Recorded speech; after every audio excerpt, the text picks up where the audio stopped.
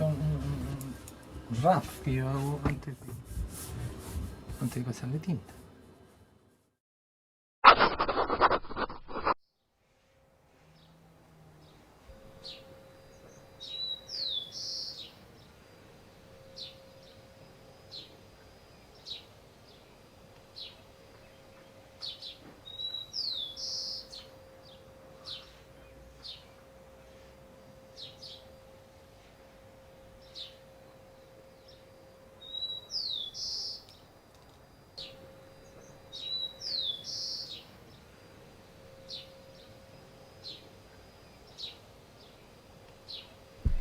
Claro, las manos pueden apoyar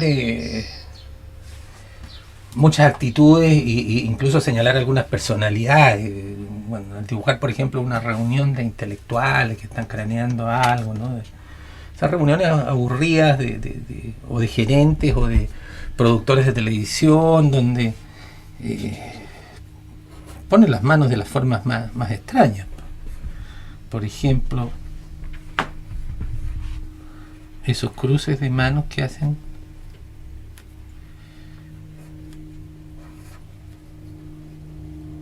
pero con los índices hacia arriba y los pulgares sosteniendo el mentón, lo cual da un aire muy intelectual.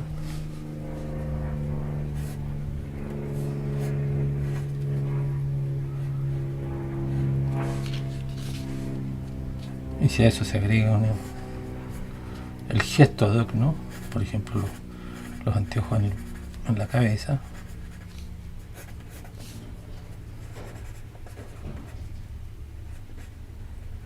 Y el gesto de una inteligencia, pero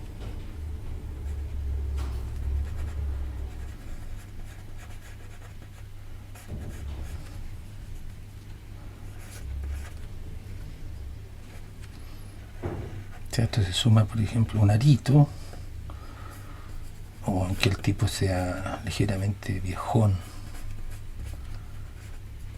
se dé la coquetería de usar una colita.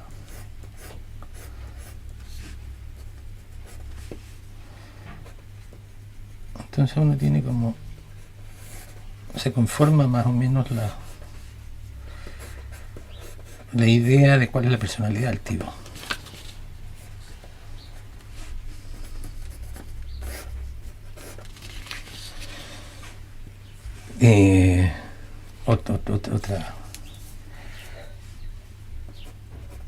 Otra posición que se usa mucho en estas reuniones es la que usaba Patricio Aylwin cuando quería darle énfasis a algunas de sus dichos. ¿Qué es esa posición en que es una especie de rezo, de posición de rezar, pero con las manos separadas, digamos, las manos apoyadas solamente en las yemas de los dedos.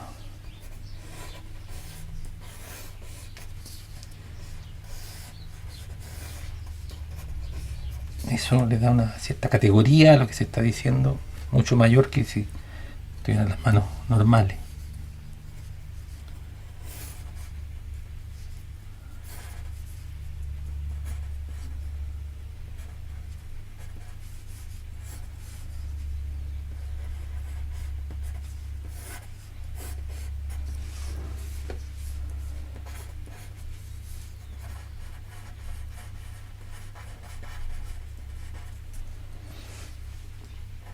Lo que hay que estar siempre atento es en aprender a dibujar los nuevos pelos, porque van cambiando, pero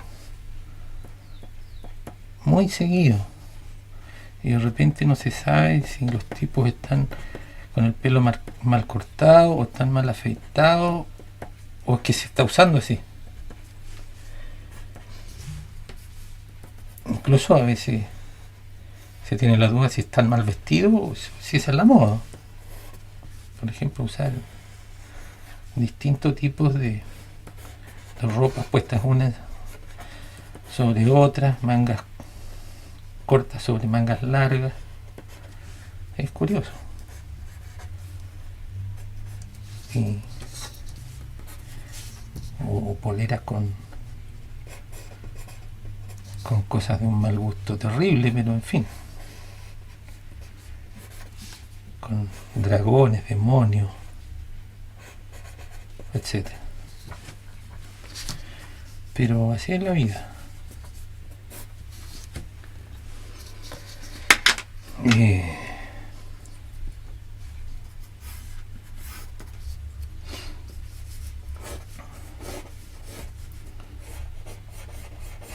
Las damas también, por ejemplo, en este tipo de reuniones toman unas actitudes muy curiosas.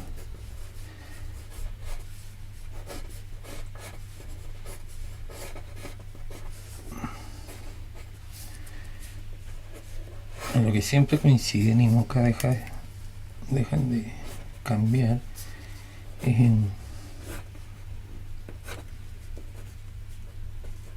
utilizar las piernas como un argumento, ¿no? Siempre las piernas están como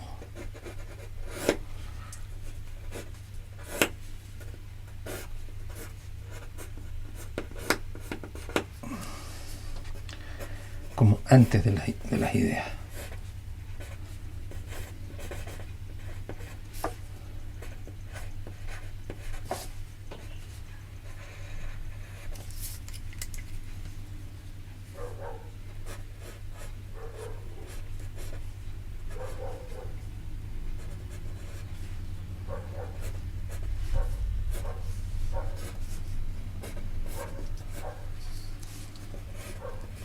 Claro, y también en las mujeres se da todo el pelo, ¿no? Nunca se sabe muy bien cuál es la onda. Porque a veces es como desordenado, pero con unas trencitas que salen, ¿no? O cualquier cosa, no sé. En una parte casi pelado al rape.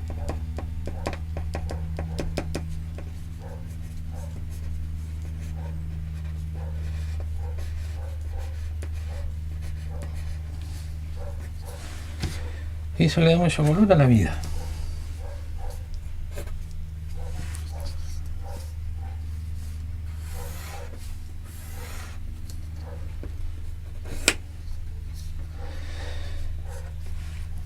Bueno, ahí hay una reunión de un creativo de una agencia de publicidad. Ya en el segundo año de la escuela primaria, un profesor de artes plásticas dijo conocer una escuela que le daba el ambiente más propicio a alguien como yo. Y me concedieron una beca para la Escuela Experimental Artística y ahí fue realmente una maravilla. El resto de mi infancia y de mi adolescencia fue un placer, porque la mitad del día eran estudios normales y la otra mitad era dibujar y pintar. En realidad Hernán destacaba entre todo nuestra generación por la facilidad que tenía de desarrollar una idea, ¿no? Me acuerdo que hubo una invitación el lanzamiento de un suplemento infantil en el Mercurio. Entonces fuimos con Hernán y otros compañeros, creo que, y fuimos ahí a compañía, donde el viejo edificio del Mercurio. Y ahí se lanzó este suplemento Mampato, y el que comandaba esa idea era Germán Becker, ¿no? Y entonces, bueno, ahí está lo que te contaba, ¿no? Que de pronto Germán Becker ve dibujar a Hernán y manda a llamar un fotógrafo y titula la nota, creo que decía algo así como: este muchacho es un profesional, ¿no? Pero tiene 12 años solamente. Claro, lo primero que yo aprendí, me asombró mucho de ver dibujar a Pepo fue el uso del pincel. Y es la tremenda posibilidades que tiene el pincel de hacer todo tipo de grosores con el mismo pincel, que es ese tipo de valorización que se puede dominar después de un poco de práctica. Y algunos pequeños trucos como por ejemplo que la valorización se hace engrosando la línea en la parte inferior, que se supone que siempre es la que, en un volumen, la que lleva la sombra. Creo que empecé a imitar un poco su estilo y a aprender muchas cosas, muchos no solamente las técnicas, sino que las visiones de los códigos gráficos. Todavía hay manos que yo dibujo y que me acuerdo que las aprendí mirando las manos que hacía Pepo.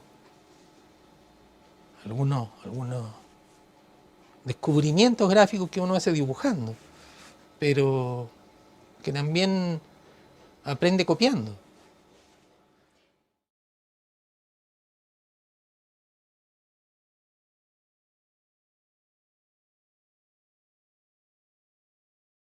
Y eso coincidió con que de repente nos llaman para hacer la revista Pingüino, que cambió de dueño, que la hacía Guido Vallejo. Ajá. Y se la vendió a Lord Cochrane. Y como uno de nuestros amigos, Alberto Vivanco, trabajaba en la editorial Lord Cochrane, haciendo la revista Ritmo, a él le encargaron relanzar, digamos, la revista El Pingüino, y él entonces armó este grupito de nosotros cuatro. Él con su hermano Pepe Huinca, Pepe Palomo y yo. Y nos largamos a hacer, y ahí nos divertimos mucho, porque hicimos todo lo que se nos antojó. Y eso fue como una especie de marcha blanca de lo que fue después la Chiva.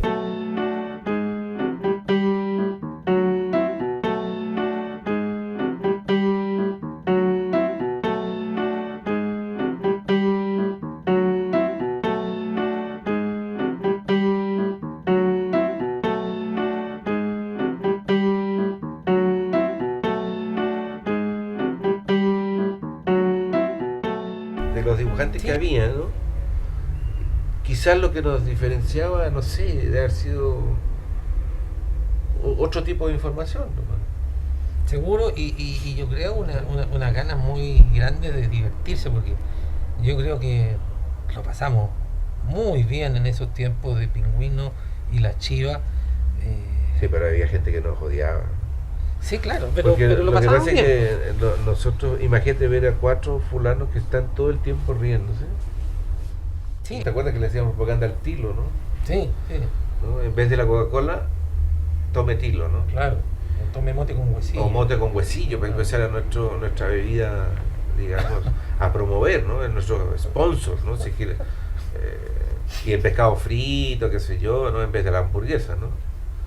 Entonces claro, éramos los zapatos, poníamos unos avisos de alpargata, claro, que después junto con usarse se podían fumar también. Exacto, claro, porque estaban hechas de caño. Claro.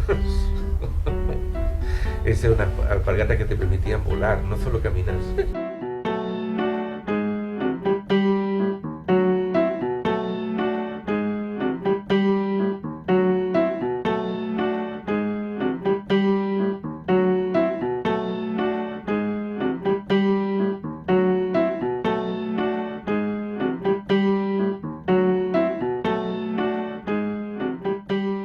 Claro, lo que pasa es que después se precipitaron los acontecimientos, como dicen los periodistas, y salió Allende. Tan originalmente. Claro, entonces salió Allende y cambió el país, cambió todo, cambiaron las decisiones de las personas. O sea, ¿qué hace cada uno? O se involucra en el gobierno de Allende o se involucra en contra del gobierno de Allende, porque así era la cosa, o sea, no había medias tintas. Y nosotros nos involucramos en el gobierno de Allende y empezamos a trabajar inmediatamente que de algún modo se estatizó la editorial Zigzag, pero no se estatizó así por decreto, sino que fue comprada a través de Corfo. El Estado compró la editorial para servir al pueblo chileno, para editar libros baratos, en fin. Y ahí fue un boom extraordinario de la industria editorial chilena, porque a pesar de toda esa leyenda de que las empresas estatizadas durante el gobierno de Allende eran todas un fracaso, a mí me consta que no. Yo trabajé durante los 3 años en la empresa editora Quimantú, y era de un éxito pero extraordinario. Nunca se ha impreso tanto y tan variado y de todo tipo y leído como por ejemplo la revista Paloma. Nunca ha habido una revista femenina con tanta venta como esa. Haber tenido 250.000 ejemplares semanales. La idea era usar este lenguaje que nosotros desarrollamos, o sea, es nuestra oficio, de mezclar imágenes con texto para explicar fácilmente a gente que no está habituada a leer grandes parrafadas, ¿no? Es decir, simplemente hacerle llegar contenido, ¿no? Esa era la idea de la firma, más de propaganda, yo diría de divulgación. La chiva significaba la mentirilla, la disculpa que uno da inventada para alguna cosa. Y la firme era, por el contrario, la verdad pura. Entonces empezamos a hacer esta revista que era, en el fondo, promoción de los programas de gobierno. Pero nadie nos dijo que hiciéramos eso. Simplemente a nosotros se nos ocurrió, por simpatía con el gobierno. Entonces hicimos números dedicados, cada número era dedicado a algún tema de la sociedad quisquillola. El litro de leche, por ejemplo. Empezó uno de los primeros decretos, todo niño tenía derecho a un litro de leche diario. Se empezó a repartir en todos los consultorios, en todas partes, en las guarderías infantiles. Nosotros hicimos una revista dedicada a eso. Hicimos un supercabro que era el que promocionaba el consumo de leche, etcétera. Empezamos a inventar cosas, se remodeló completamente el Parque O'Higgins, hicimos números completos sobre el Parque O'Higgins. Qué sé yo, hicimos números de correos, en fin, de cuánta cosa hay que se nos ocurrió. Un número especial sobre la nacionalización del cobre, que fue extraordinaria. Y así.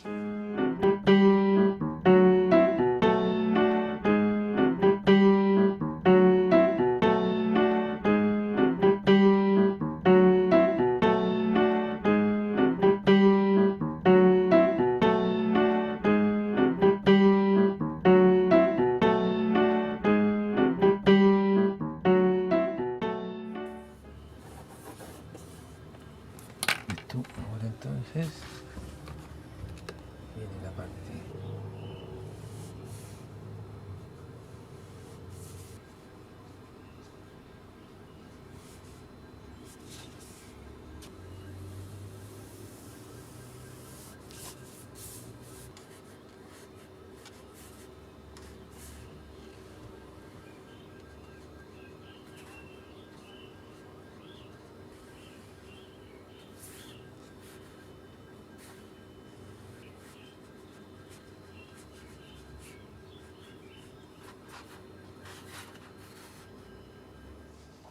Lo expresa tan bien el término golpe, fue un golpe. Golpe bajo, golpe duro, golpe horroroso. Bueno, ese mismo día se acabó todo. Todo. Estuvimos desde temprano la radio Balmaceda llamaba a ir a los lugares de trabajo y resistir el golpe, cosa que hicimos desde luego. Yo estuve muy temprano en la editorial Quimantú, que como tú sabes estaba en Plaza Italia, exactamente al lado de la Escuela de Derecho, y desde temprano vimos todas las evoluciones de los valientes soldados, cómo bombardeaban la Moneda y cómo salía el humo del centro de Santiago, cómo empezaron a funcionar los bandos militares, cómo la organización de la empresa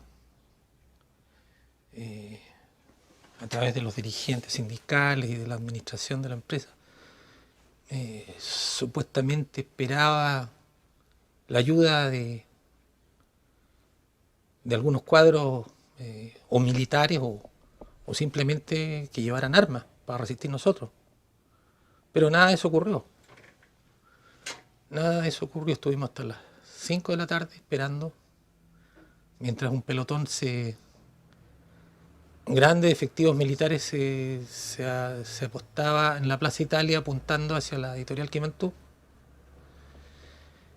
Hasta que en algún momento los mismos dirigentes de la empresa dijeron, no hay nada que hacer, cada uno para su casa. Y nos fuimos a escuchar las noticias de esta cosa terrible. Bueno, fue un desastre, un desastre. Yo creo que si alguna vez en la vida he estado deprimido ha sido en ese momento, en ese tiempo y en el par de meses que siguió. Dormí mucho. No sabía qué hacer, estaba anonadado. Claro, nuestra empresa funcionaba fantástico. La editorial Quimantú era una empresa de éxito, estaba en un pic de expansión gigantesco. Venía un barco con maquinaria alemana nueva porque ya no daban abasto. Trabajaban a 3 turnos las rotativas de Quimantú y no daban abasto. Y ya habían contratos con España para editar cosas de más calibre, para editar enciclopedias, en fin, otro tipo de cosas. O sea, era una empresa exitosa 100% o 1000%. Bueno, todo esto se fue a lo que se llama el carajo. Muchos amigos muertos. Y bueno, como te digo, después de estos 2 o más meses que estuve muy deprimido, y ya ni siquiera con amigos, porque era el terror constante de no podías ni siquiera llamar por teléfono, contactarte con un amigo, no sabía si estaba preso. Bueno, metido en una soledad y un hermetismo total, porque te empieza a venir la paranoia. O sea, lo que estás esperando tú es que vengan a allanar tu casa, simplemente. Cosa que era muy probable porque estaban allanando a pocas cuadras a un par de cuadras de la casa mía, estaban allanando a los visibles izquierdistas de esa zona. En fin, había que hacer algo, ¿no? No podía seguir acostado mirando el techo indefinidamente. Así que afortunadamente pude superar esa tremenda depresión y razonando un poco pensé lo único que me queda hacer, porque no puedo trabajar en ninguna parte obviamente, es aprovechar esta beca que me da el gobierno para seguir estudiando. Y me fui a la Facultad de Arquitectura a ver en qué estaba eso, porque yo había egresado, pero nunca me había titulado.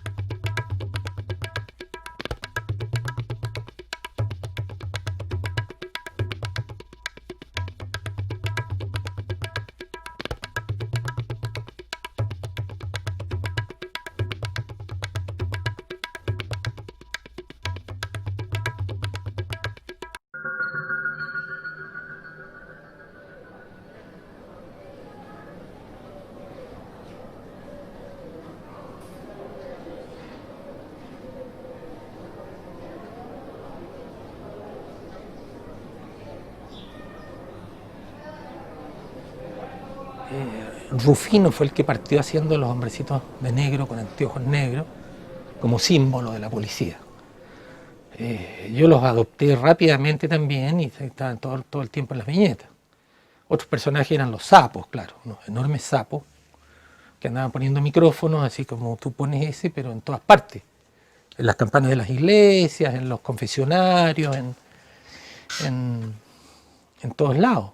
Vienen sapos con forma de sapo, con patas de sapo, con cosas raras que empecé a hacer adentro de la página también, que simbolizaban como el surrealismo que se estaba viviendo, ¿no? Por ejemplo, un elefante andando en bicicleta, a veces volando, subido como pajarito en una rama de árbol. Era como el símbolo de lo increíble que estaba pasando, porque las explicaciones que daba el gobierno sobre muchas cosas eran realmente surrealistas de tomo y lomo. Me llegaban unas cartas preguntándome, ¿pero qué simboliza el elefante? ¿Es el Partido Comunista? Porque salía de repente el elefante disfrazado de, no sé, pues de astronauta. ¿Pero qué es el Partido Comunista que está camuflado? No, no era nada, era un elefante. Es muy gracioso como la gente empieza a leer más allá, a ser más cómplice de lo que uno quisiera. Ella empieza a buscarle las 5 patas al gato y, y ver que el gato es otra cosa.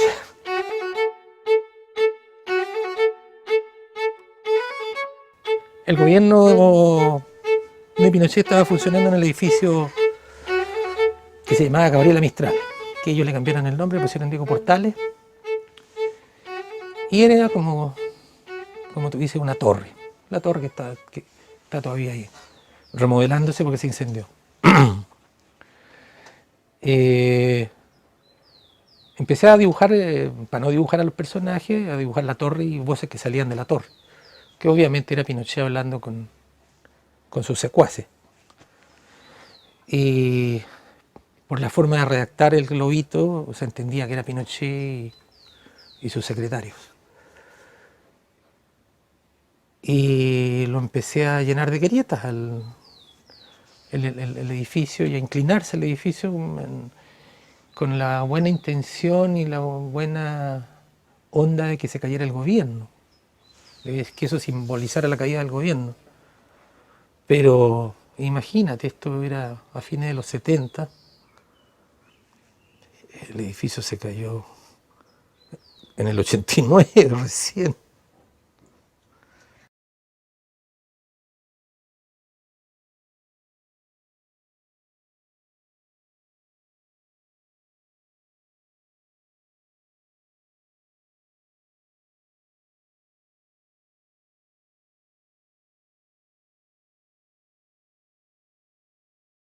Yo no me raya nada. No, si el humor no es. El humor es cosa seria, eso es un dicho muy clásico entre los del oficio. Por ejemplo, la página de la revista Hoy, yo siempre lo he contado esto. Yo me levantaba en la mañana, qué bueno, voy a hacer una página de chistes. Alegre. Empezaba a hacer el arqueo de las noticias y todas esas cosas, y se me iba cayendo el ánimo al suelo. O sea, seguramente el primer chiste era más o menos simplote, pero ya el último era francamente horroroso, dramático, cruel, humor negro, terrible, terrible. De hecho, eso me dijo ese cretino de Álvaro Puga, que era el jefe de la censura en La Moneda, gran amigo de Manuel Contreras. La única vez que yo hablé con él fue por casualidad en una reunión de apoderados del Colegio Universitario Salvador, donde estudiaban mis hijos, 2 de ellos.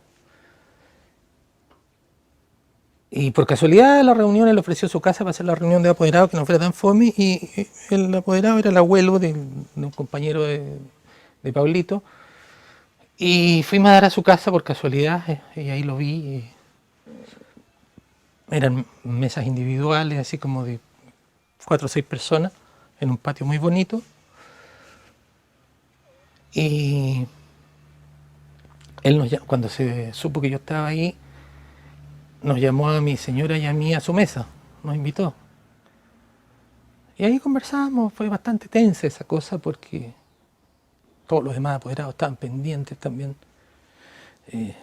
Ahí fue donde me hizo una amenaza directa, bastante grande y terrorífica.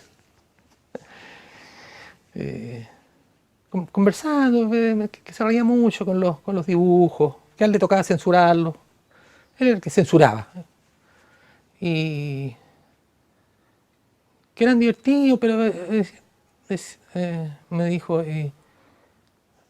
como que usted empieza muy divertido, pero ya al final de la página es realmente terrible y amargo, son muy amargos los chistes. Y bueno, entre la conversa, la frase que nos quedó grabada durante meses, que dijo directa y francamente, me dijo, mire, yo a usted cuando a mí se me antoje yo lo puedo cagar. Con esas palabras y delante de mi mujer. Yo cuando yo quiera, yo a usted lo cago. A lo cual yo le dije, temblando en mi interior desde luego, le dije, bueno, es cosa que puede pasar en este país, pero no es privilegio suyo. Si hasta el almacenero de la esquina de mi casa puede hacer lo mismo que usted. Es cuestión de que me indique con el dedo y diga, ese es un tipo peligroso. Yo sé que es un tipo peligroso. Basta con que diga eso para que me cague. Así que no es ninguna gracia, señor Puga. Fue tensa esa cena, fue muy tensa. Bueno, y desde esa cena vivimos temblando que fuera en la noche a buscarme.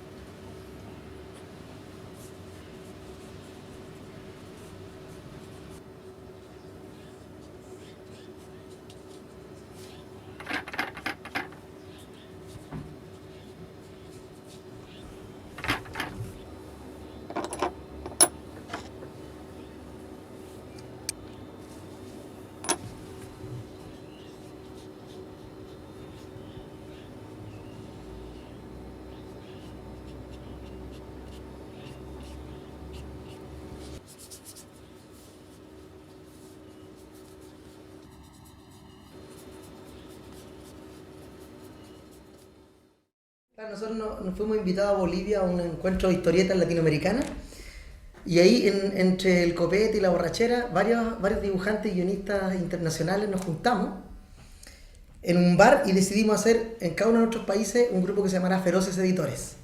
Hasta ahora solo hay 2 países que lo tienen, que son Argentina con Tomás da Sanz, en el que yo participo también, y Chile con nosotros, digamos. Y nuestro primer proyecto era sacar un libro que compilara el trabajo de este personaje, de Herbie. Es Super Cifuentes. Es Super Cifuentes.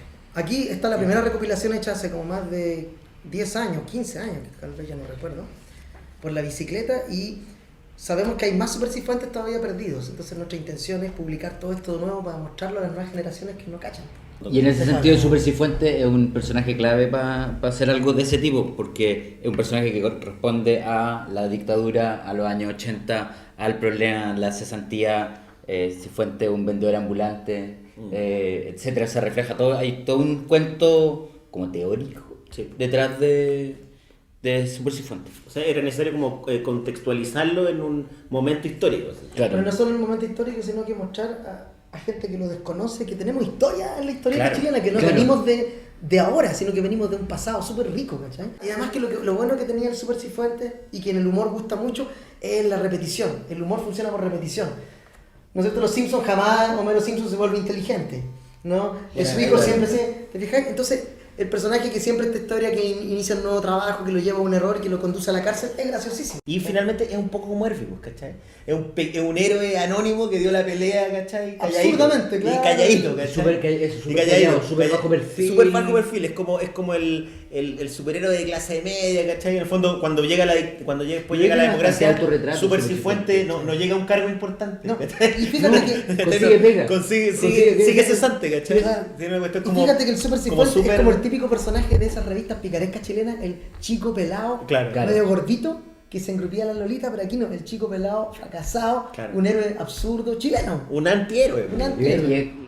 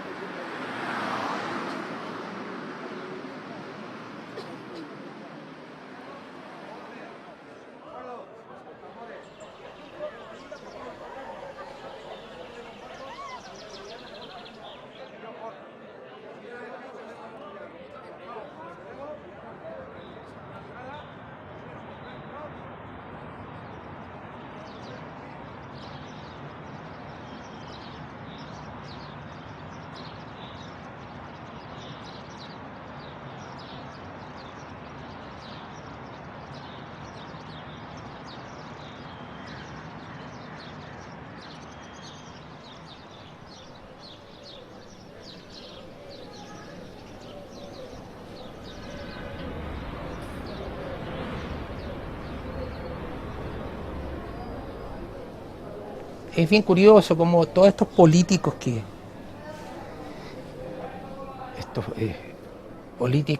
que elogian tanto la economía el legado de Pinochet, que en el fondo es, al parecer ellos hablan del modelo económico, porque todos sabemos que el legado, mucho está bajo tierra y otro está exiliado. Que el legado de Pinochet fue este modelo económico exitoso.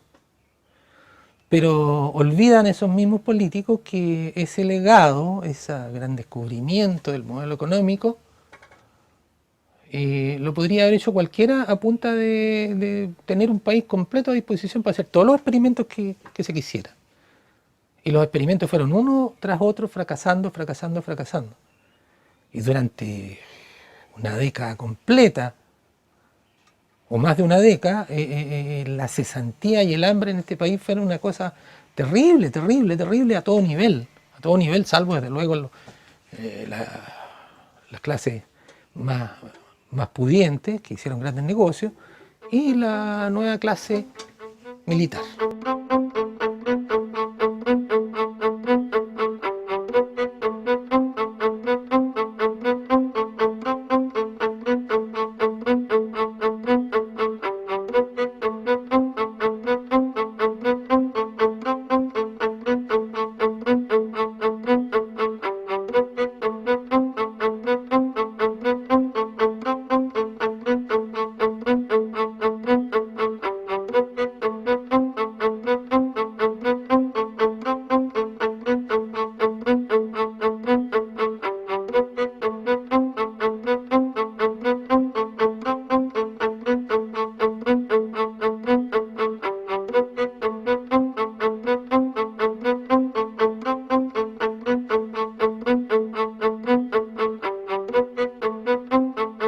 Yo me acuerdo de haber tenido compañeros, colegas arquitectos, trabajando en el PEM y el POG, para poder llevar algo de plata para la casa.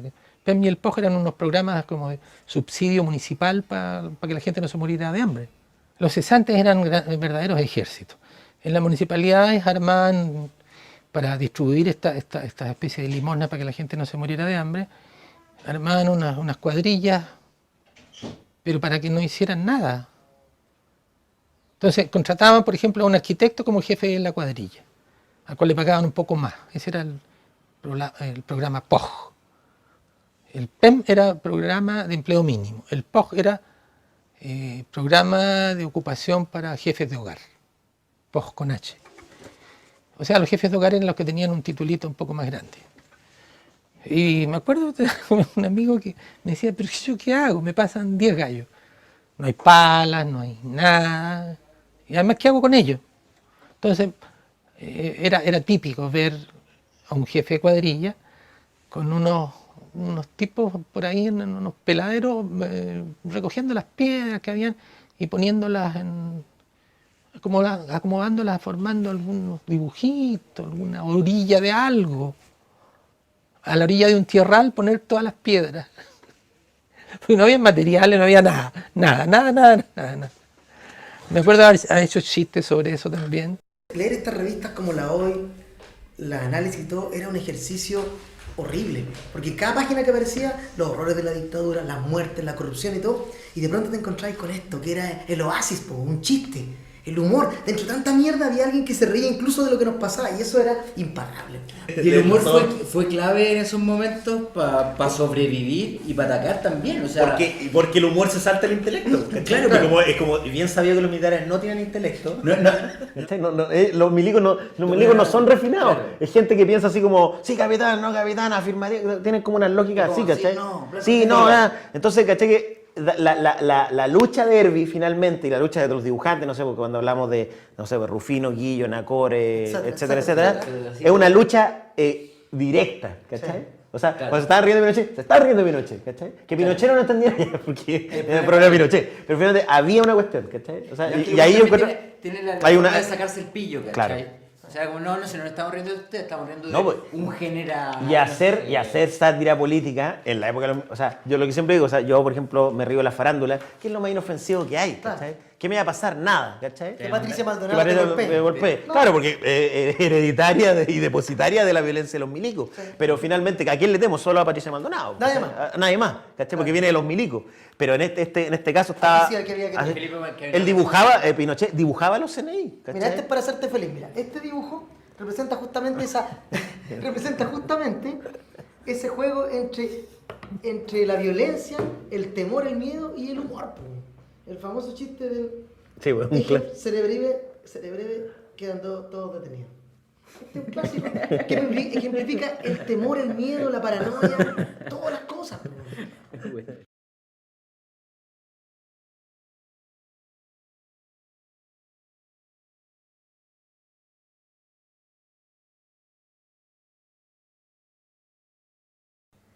17 años de dictadura es toda la vida. Durante los primeros 10 años o 15 años era eterna, la cosa era para siempre. Entonces pensar en esa cosa horrible de estar preso dentro de un país con un dictador que decide todo es horroroso, realmente horroroso, es pesadillesco. Entonces había mucha pasión en esto de lograr cambiar la situación, ¿no?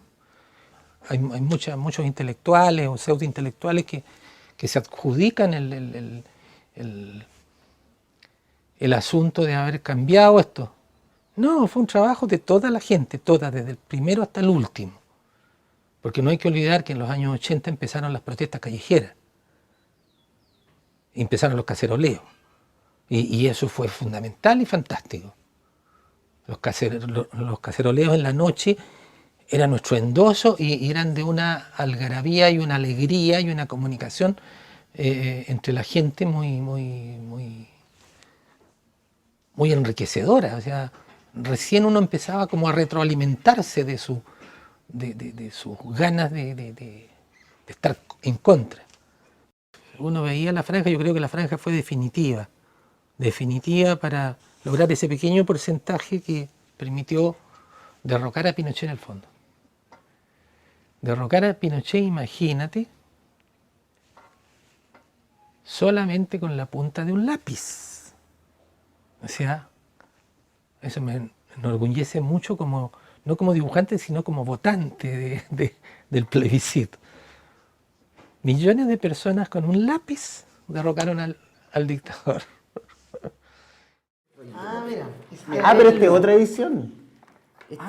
¿Quién la hizo? No, esta es una edición que Herbie hizo después. Anonadamiento nocturno. Él que le gustó tanto porque él reeditó esto.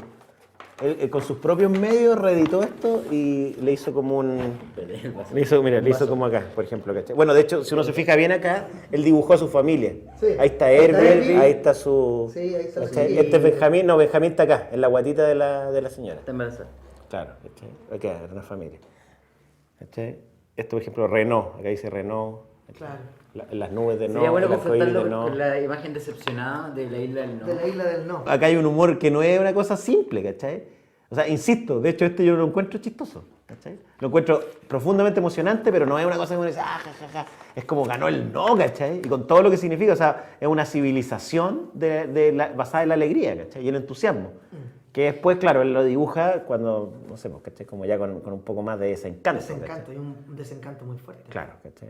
¿Qué pasa de ser más de como de ser un humorista a ser un realista? Sí. No, pero un humorista siempre un crítico ácido de su sociedad, siempre. Herbie siempre ha sido un gran crítico. Claro. Socialmente. Pero eso no desmerece la alegría del triunfo. Y no desmerece que tenga humor. El humor, la gracia del humor, cuando tú decís cosas con humor, y puedes decir la hueá más horrible del mundo, hiere más porque es con humor.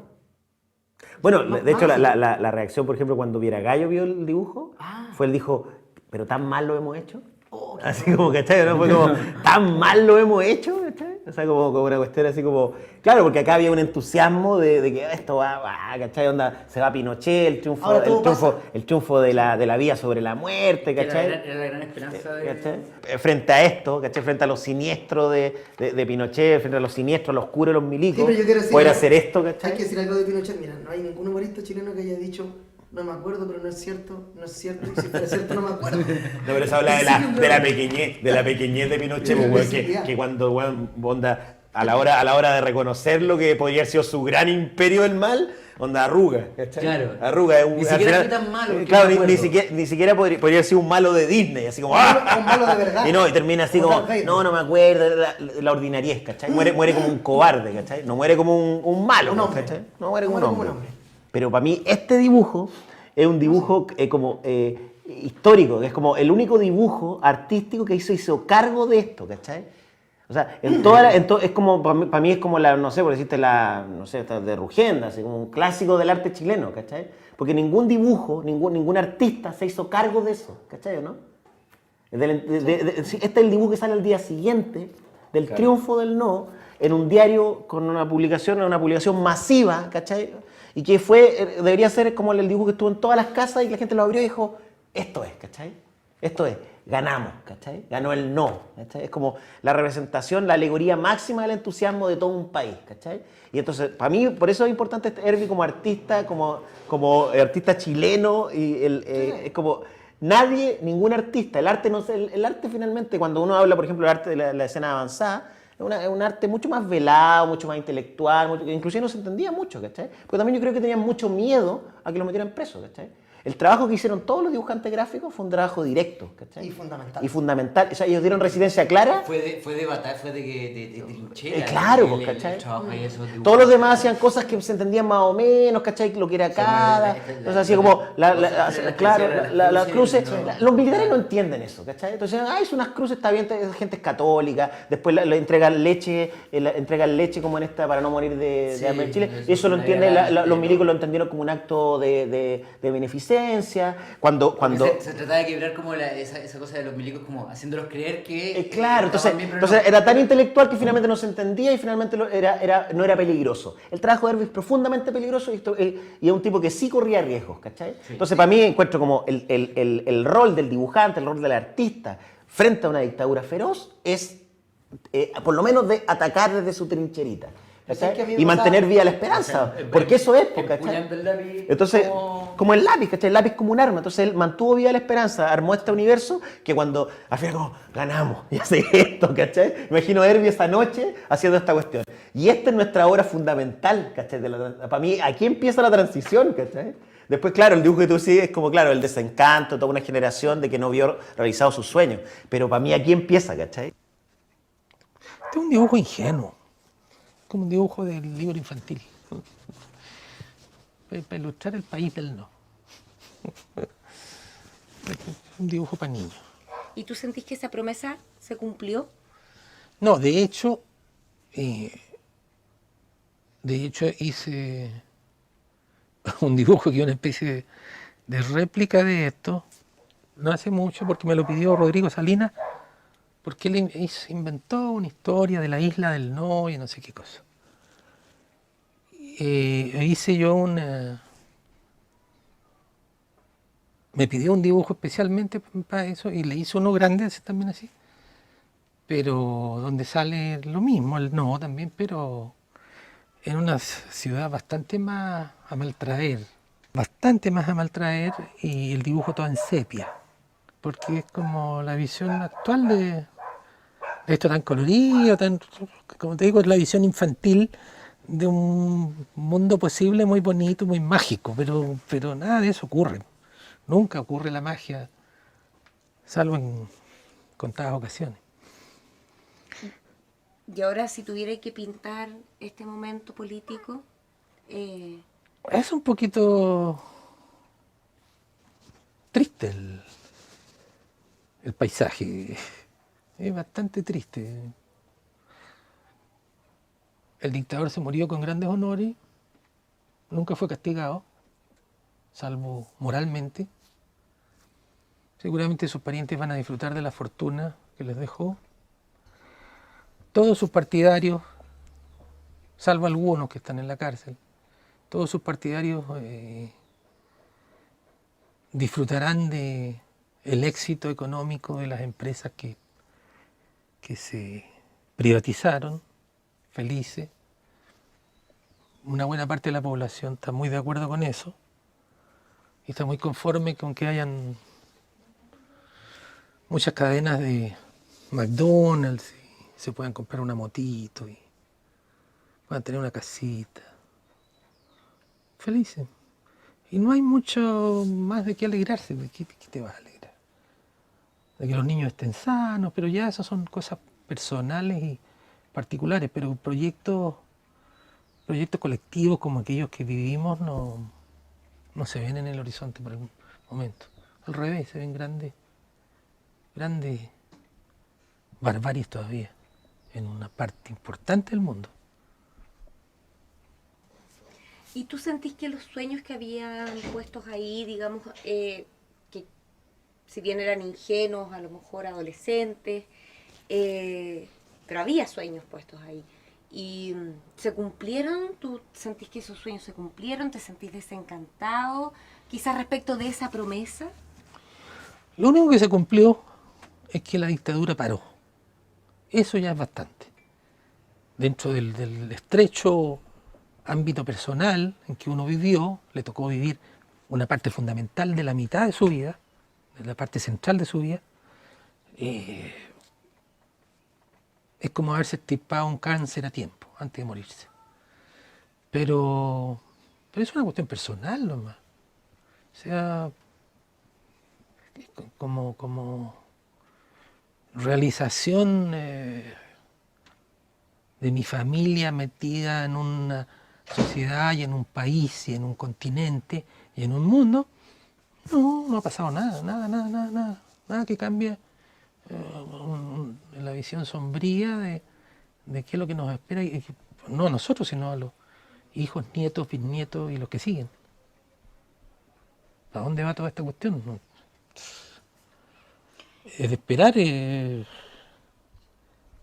cambie algo. Yo no creo en Dios ni en ningún sucedáneo de Dios, entonces no tengo ningún optimismo. Me encantaría ser cristiano o algo así, decir, no, si esto, Diosito nos va a cuidar, de que no pase nada. No, mentira. Como decía Atahualpa Yupanqui, Dios por aquí no pasó.